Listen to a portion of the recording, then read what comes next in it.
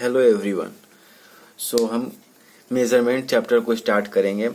Class 9 का है ये मेज़रमेंट चैप्टर। वैसे 8 में भी यूनिट डायमेंशन पढ़ना था, तो उसी का जितना सारा चीज़ जो भी पढ़ना था 8 में यूनिट डायमेंशन को लेकर, वो मेज़रमेंट में पढ़ना है। तो मैंने सोचा कि क्लास 9 8 का अलग पढ़ाऊँगा, फिर 9 का अलग, फिर 10 का अलग, तो एक ही बार तीनों को एक साथ कर लूँगा, तो ये आपका हो जाएगा।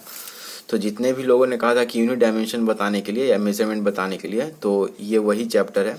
सो इनफैक्ट उतने सारे कराने के बाद अब हम चैप्टर 1 करा रहे हैं पीछे की ओर।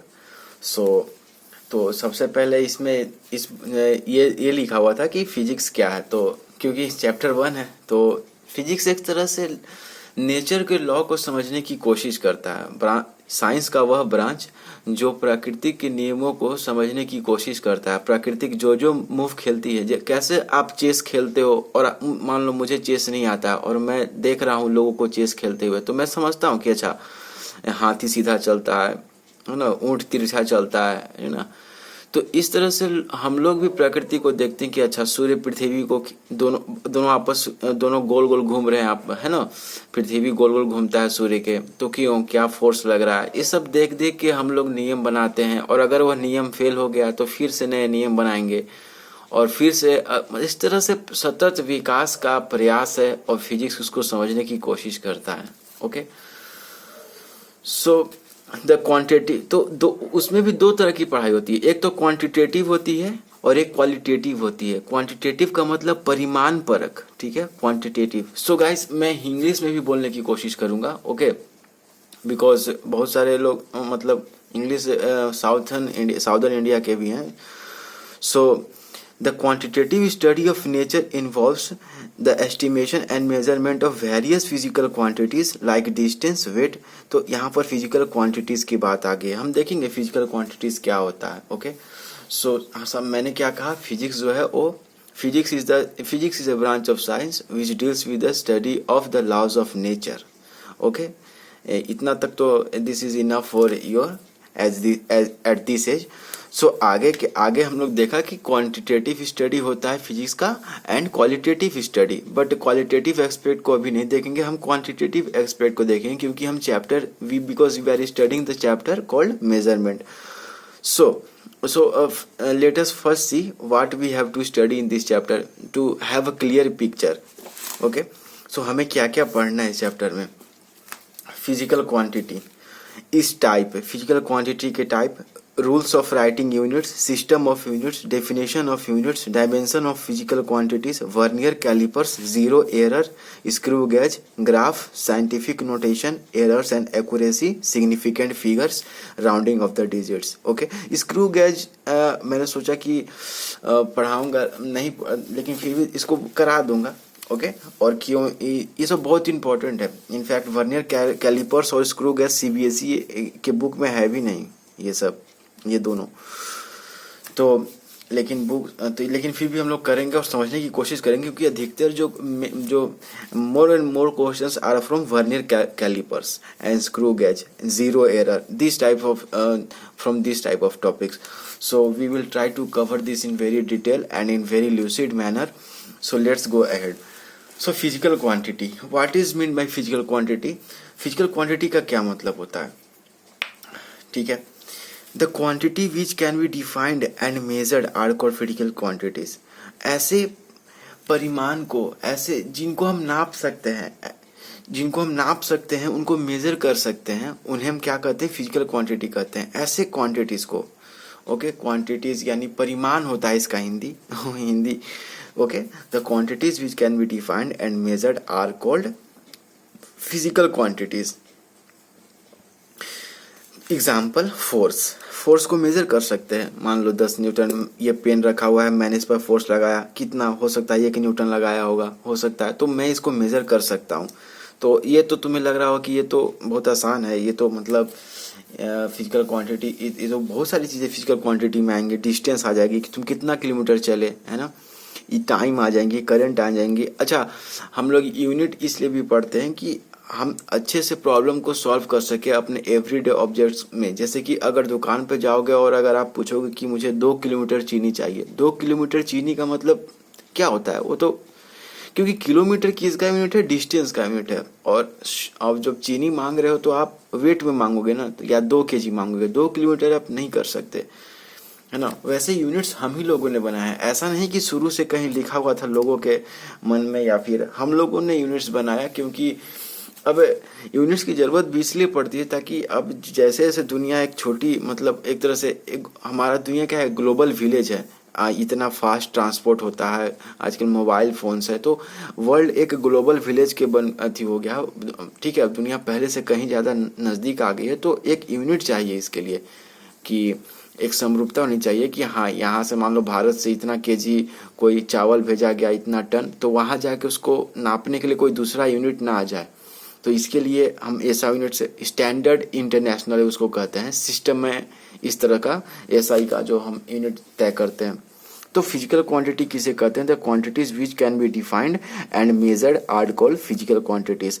अच्छा एक बात और, हाँ, हीट का जो क्लास 8 का जो हमने करा दिया था सारा, उसका क्या था, उसका नोट्स पूरा तैयार कर दिया गया है, और उसको आप जाके डिस्क्रिप्शन लिंक में उसे डाउनलोड कर सकते हो। नोट्स को मैंने एक पीडीएफ के फॉर्म में कर दिया है, और काफ़ी अच्छा लगेगा आपको कि बिकॉज तुरंत रीडिंग के लिए। So I have updated the notes of heat chapter, you can access that from the first lecture of heat, there is link in the given description and you can enjoy that.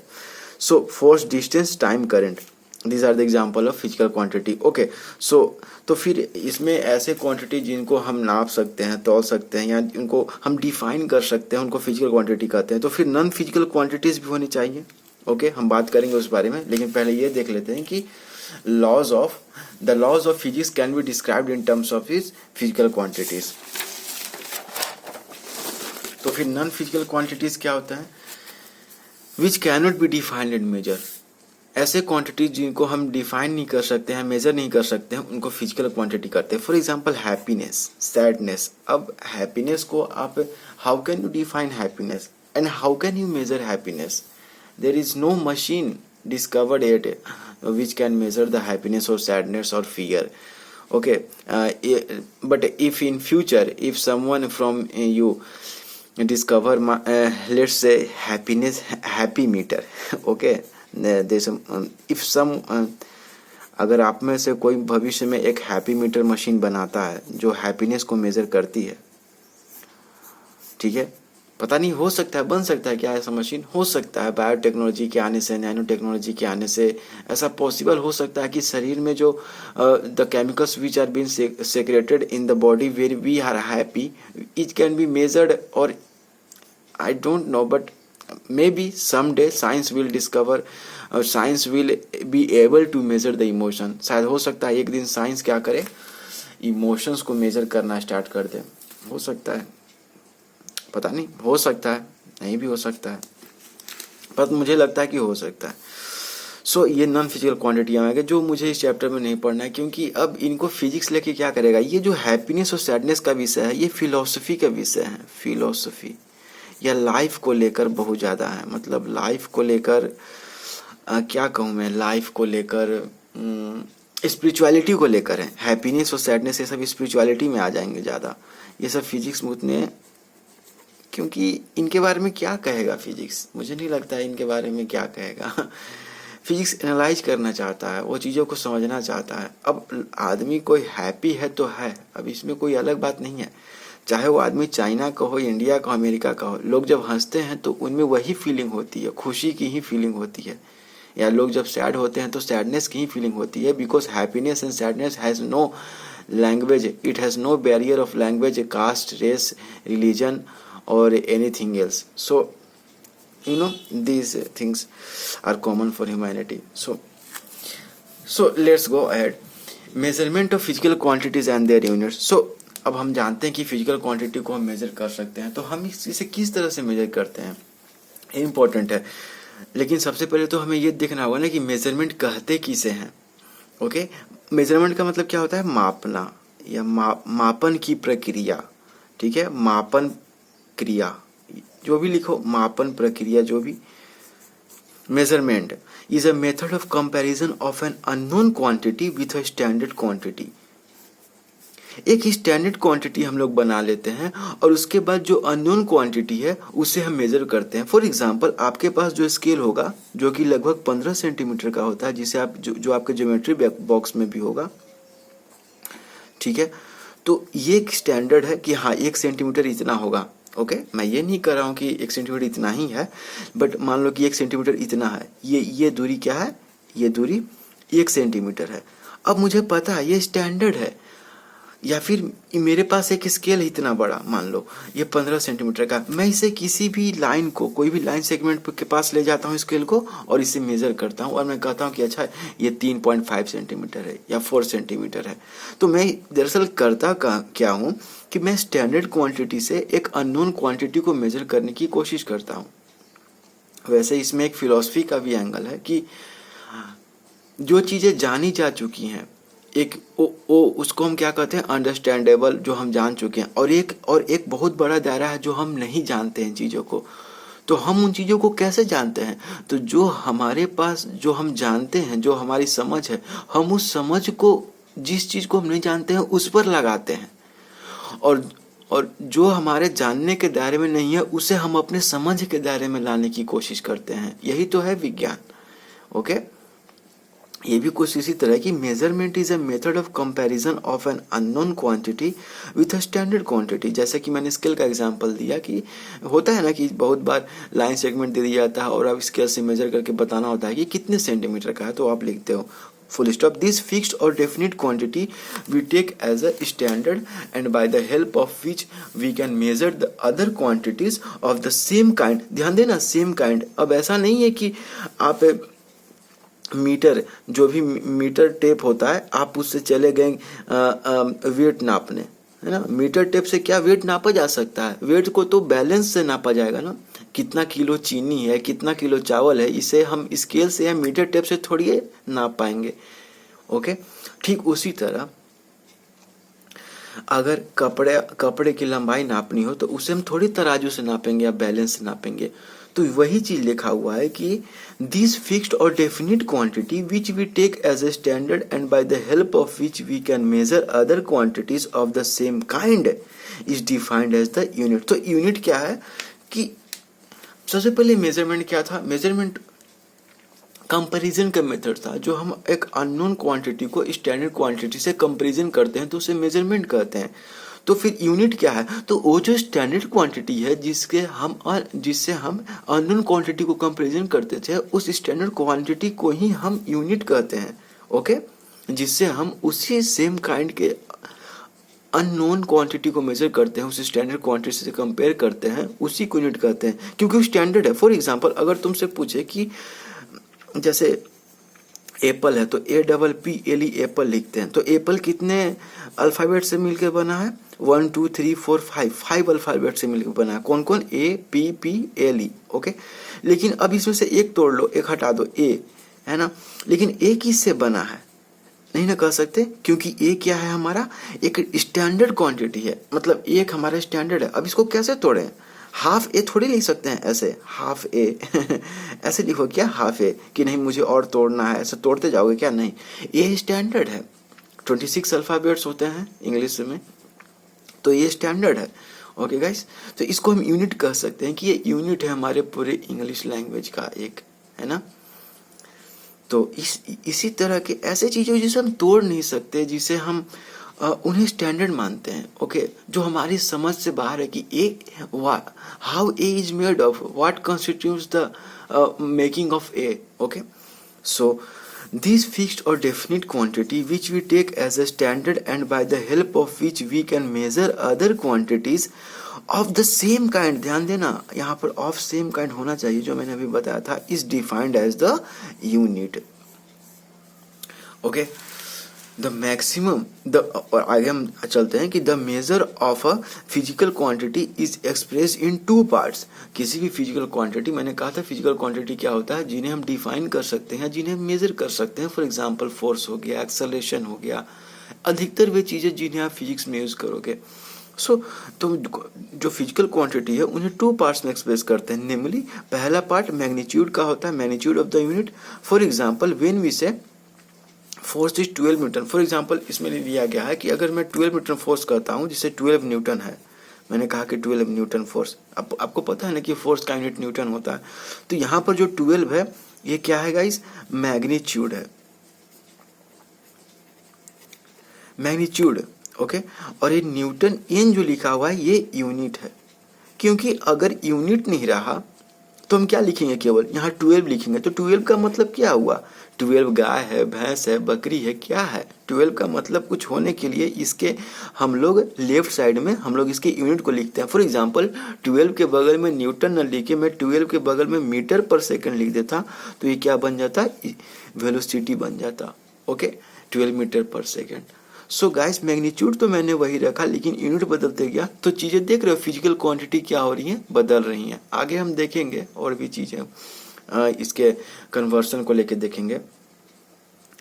सो 12, तो हम यहाँ पर क्या देखते हैं, 12 is the magnitude and Newton is the unit of the force. Okay, magnitude का मतलब होता है परिमाण, या फिर एक तरह से मैग्नीट्यूड यानी तीव्रता।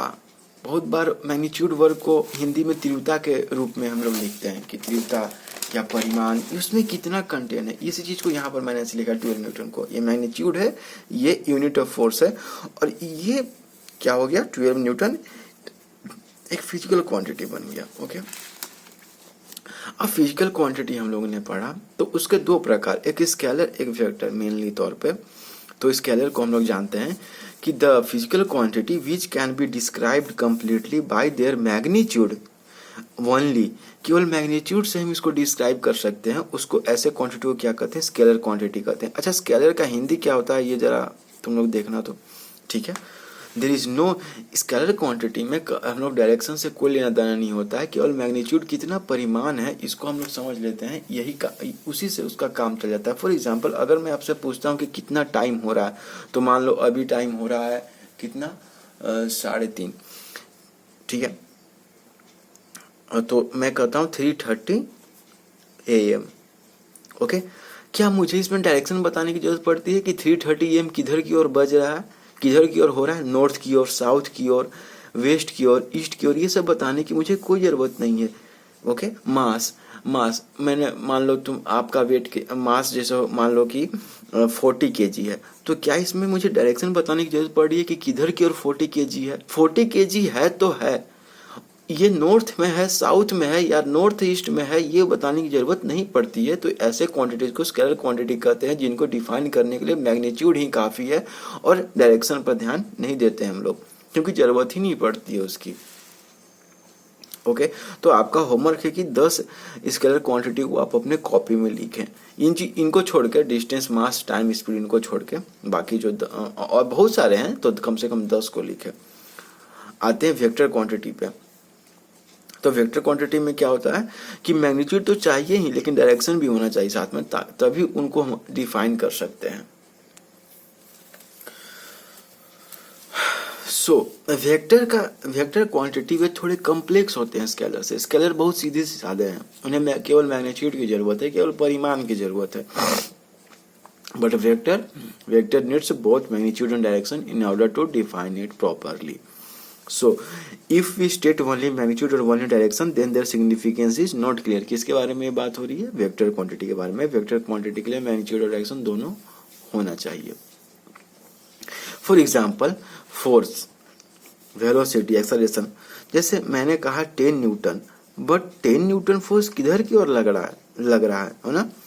10 न्यूटन कह देने से ये बात पता नहीं चल रही है कि ये फोर्स किधर, क्योंकि फोर्स का एक इम्पैक्ट होता है, तो हमें बताने पड़ेगा कि 10 न्यूटन किधर की ओर, नॉर्थ की ओर, एक्स एक्सिस की ओर, हॉरिजॉन्टल या वर्टिकल की ओर। ओके, मुझे ये बताना पड़ेगा ना, तभी ये बात पूरी होगी। वेलोसिटी भी एक वेक्टर क्वांटिटी, एक्सेलरेशन भी वेक्टर क्वांटिटी। तो आपका होमवर्क है कि 10 वेक्टर क्वांटिटी को कम से कम आप अपने कॉपी में लिखें। तो इस तरह से हमने मेजरमेंट के बारे में पढ़ा, यूनिट के बारे में पढ़ा, फिजिकल क्वांटिटी को देखा। फिजिकल क्वांटिटी के 2 टाइप्स थे, स्केलर क्वांटिटी, वेक्टर क्वांटिटी, उनको देखा। अब आगे बढ़ते हैं कि types of physical quantities and its unit. Physical quantity के ये जो मैंने बताया स्केलर और वेक्टर के बारे में, ये भी टाइप्स हैं, बट उनका सिग्निफिकेंस कुछ अलग प्रकार का वर्गीकरण है, और यहाँ पर हम फिजिकल क्वांटिटी को एक अलग प्रकार से वर्गीकृत करेंगे। ओके, एक तो है कि fundamental quantities, the quantities that do not depend on any other physical quantity for their measurement are called fundamental quantities। वही चीज फंडामेंटल क्वांटिटीज एक तरह से ये यूनिट ही होते हैं, ऐसे क्वांटिटीज जिनको डिफाइन करने के लिए किसी और क्वांटिटी की जरूरत नहीं है। फॉर एग्जांपल मास, मास को डिफाइन करने के लिए और किसी चीज की जरूरत नहीं है, लेकिन वही फोर्स को डिफाइन करने के लिए मास की भी जरूरत है और एक्सेलरेशन की भी जरूरत है ना, क्योंकि फोर्स इक्वल टू क्या होता है, मास इंटू एक्सेलरेशन होता है। तो फोर्स क्या है, हमारा फंडामेंटल क्वांटिटी है? नहीं है, because force depend both on mass and acceleration. Okay guys, but mass को डिफाइन करने के लिए किसी चीज की जरूरत है। मैंने वही एग्जांपल दिया था, I have given you the example of alphabet A. A doesn't depend on any one, it doesn't depend on any alphabet to become A is A, A is fundamental, A is very very fundamental, just like the Hindi letter word ka is fundamental, all ka kha ga ga, they are very fundamental, and together when they together come meaningfully they make a word, they make us, and the words make sentence. So guys, fundamental quantities does not depend on any other physical quantity for their measurement are called fundamental quantity। Again हमने what is the definition of measurement?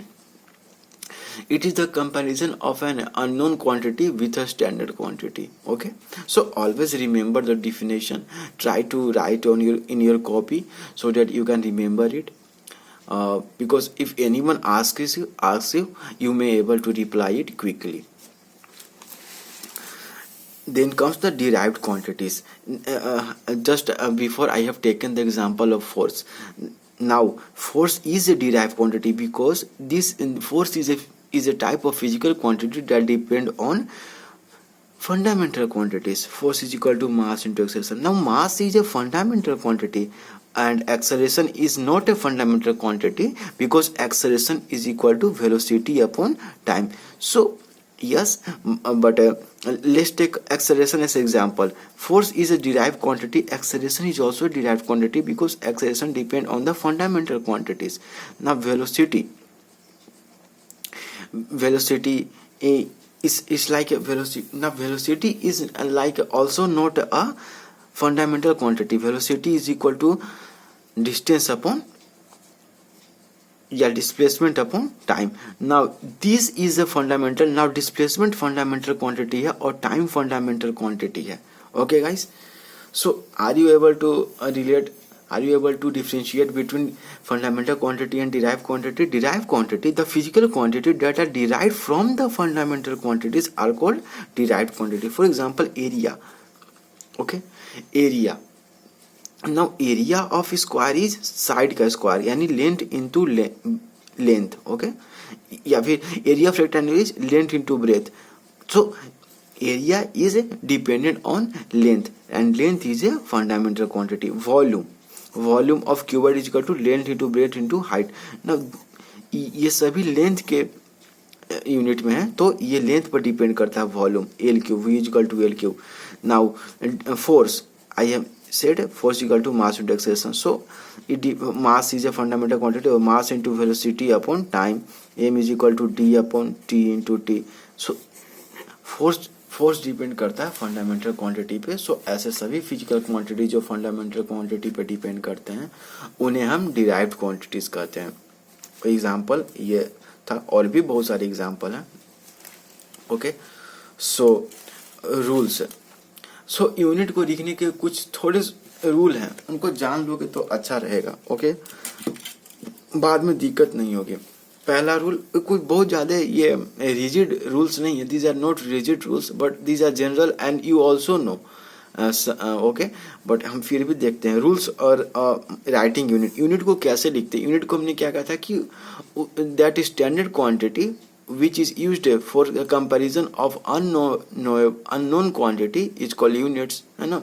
Standard quantity, we have seen the definition of units.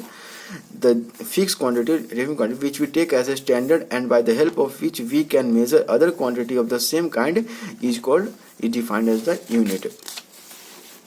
So first rule is the symbol of a unit which is named after a scientist, comma, should start with an uppercase letter.